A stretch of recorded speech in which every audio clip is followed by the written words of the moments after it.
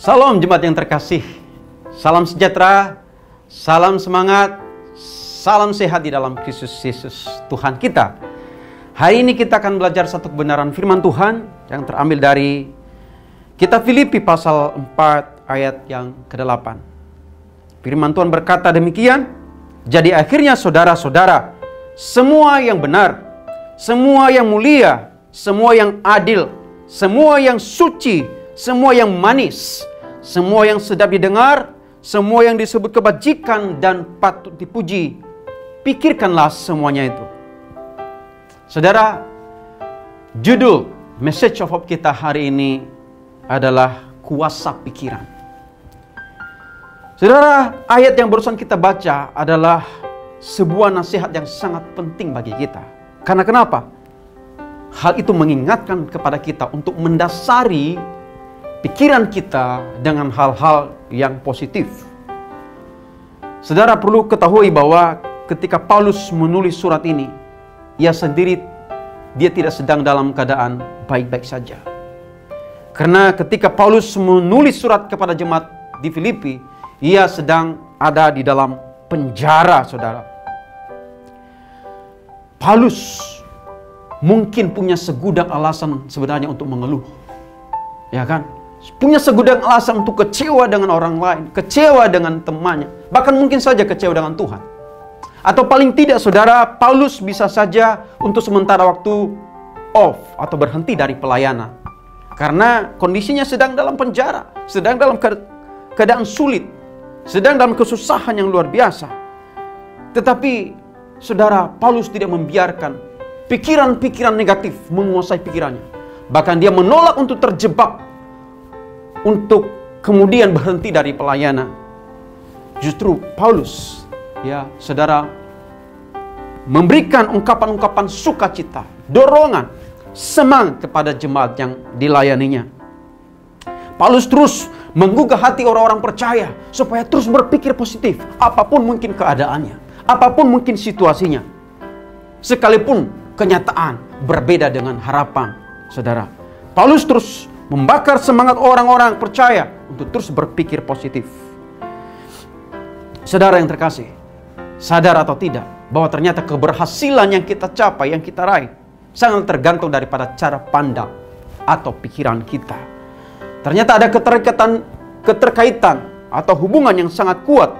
Seberapa besar daya tahan, seberapa besar semangat, seberapa besar daya juang atau mental kita, saudara, dengan apa yang ada dalam pikiran kita.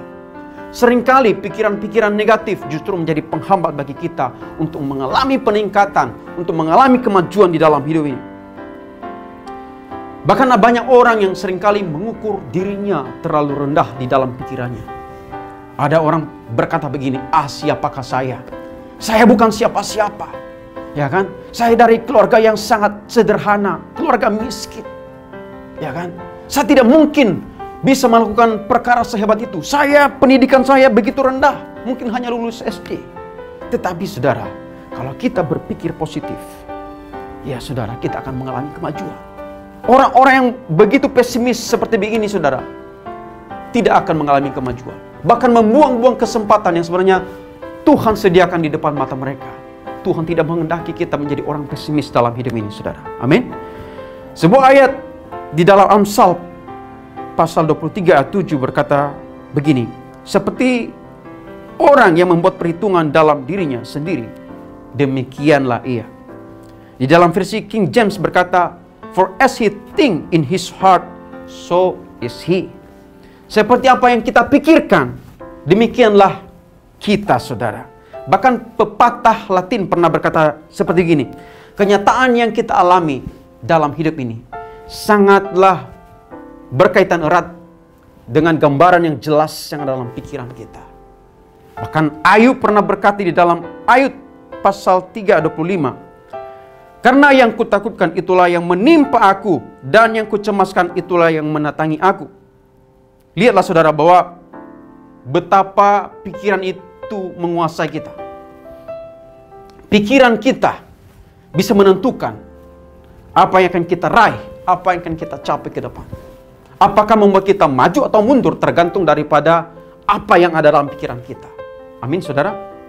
Ketika kita isi pikiran kita dengan hal-hal yang negatif, seperti kecemasan, kekhawatiran, ketakutan, saudara, kebencian, kemarahan, kepedihan hati, ya kan, keluh kesah, kegagalan, trauma-trauma buruk masa lalu, bahkan ketidakpercayaan, dan lain sebagainya, itu bisa menjadi penghambat bagi kita untuk maju ke depan. Itu bisa menjadi penghambat bagi kita untuk tidak menikmati hidup ini. Kita bisa melihat indahnya hidup ini. Kita bisa mengalami kebahagiaan, saudara, kalau kita mengisi pikiran kita dengan hal-hal yang positif. Optimisme, kepercayaan, saudara. Dan terlebih kepercayaan kepada Tuhan. Kita percaya bahwa Tuhan pasti menolong, Tuhan pasti membela kita. Walaupun lagi susah, kita percaya bahwa Tuhan pasti menyertai kita dan membawa kita ke dalam kemenangan. Hal-hal seperti demikian yang seharusnya mengisi pikiran-pikiran kita, saudara. Maka kita akan melihat kemajuan, kita akan mengalami pertumbuhan selangkah lebih maju, saudara. Dr. Lisa Rankin, penulis daripada buku Mind Over Medicine, mengemukakan sebuah fakta yang sangat mengejutkan dunia kedokteran, saudara. Karena ternyata selama bertahun-tahun dalam karirnya sebagai seorang dokter, dia melihat bahwa banyak dokter sebenarnya yang memberikan obat-obat palsu kepada pasiennya, suntikan palsu, juga operasi yang dilakukan dengan berpura-pura sebenarnya. Sebenarnya obat yang diberikan hanya mengandung vitamin saja atau mengandung gula. Suntikan yang diberikan suntikan biasa saja, saudara. Tetapi faktanya yang ditemukan, pasien mengalami kesembuhan yang sangat tinggi, ya, mengalami kesembuhan yang sangat drastis, saudara. Kenapa bisa terjadi demikian? Menurut Dr. Lisa Rankin, bahwa pasien ini merasa yakin bahwa dia sedang dalam tahap proses kesembuhan. Tetapi dalam riset lain, saudara, ada seorang pria yang sehat dijadikan sebagai kelinci percobaan, ya kan? Kepada pria ini dikasih tahu bahwa dia akan diberikan suntikan mati. Tetapi sebenarnya yang diberikan adalah suntikan vitamin, bukan suntikan yang mengandung racun yang bisa membunuhnya. Tetapi, saudara, walaupun cuma suntikan vitamin yang diberikan, saudara, di dalam riset ini dikatakan bahwa tidak menunggu beberapa lama waktunya, pria yang jadi kelinci percobaan ini mengalami pembengkakan jantung, bahkan jantungnya berhenti berdetak, saudara. Inilah, saudara, kuasa pikiran. Bagaimana kuasa pikiran ini bisa mempengaruhi organ tubuh kita, mempengaruhi kesehatan kita. Kalau kita berpikir positif, itu juga mempengaruhi kesembuhan kita. Bukankah firman Tuhan berkata, hati yang gembira adalah obat yang manjur, tetapi semangat yang patah mengeringkan tulang, saudara. Pikiran kita bisa menjadi jendela hidup kita. Apa yang kita lihat tentang hidup ini tergantung daripada pikiran kita. Seterang apa kita memandang hidup ini, apakah cerah atau suram, tergantung daripada pikiran kita. Itulah sebabnya Paulus menasihati, memberikan nasihat kepada jemaat Filipi dengan mengatakan, biarlah kita mengisi pikiran kita dengan semua yang benar, semua yang mulia, semua yang adil, semua yang suci, semua yang manis, dan semua yang sedap didengar, semua yang disebut kebajikan dan layak dipuji. Pikirkanlah semuanya itu. Amin, saudara. Demikian message of hope kita hari ini. Kiranya Tuhan memberkati kita. Mari kita berdoa. Tuhan, terima kasih untuk kebenaran firman Tuhan hari ini, mengajarkan kami untuk selalu menguasai pikiran kami dan berikan pikiran kami dengan hal-hal yang positif, bukan hal-hal yang negatif yang akan melemahkan kami. Tapi ketika kami berpikir positif, akan justru menguatkan kami, menguatkan iman percaya kami kepadamu.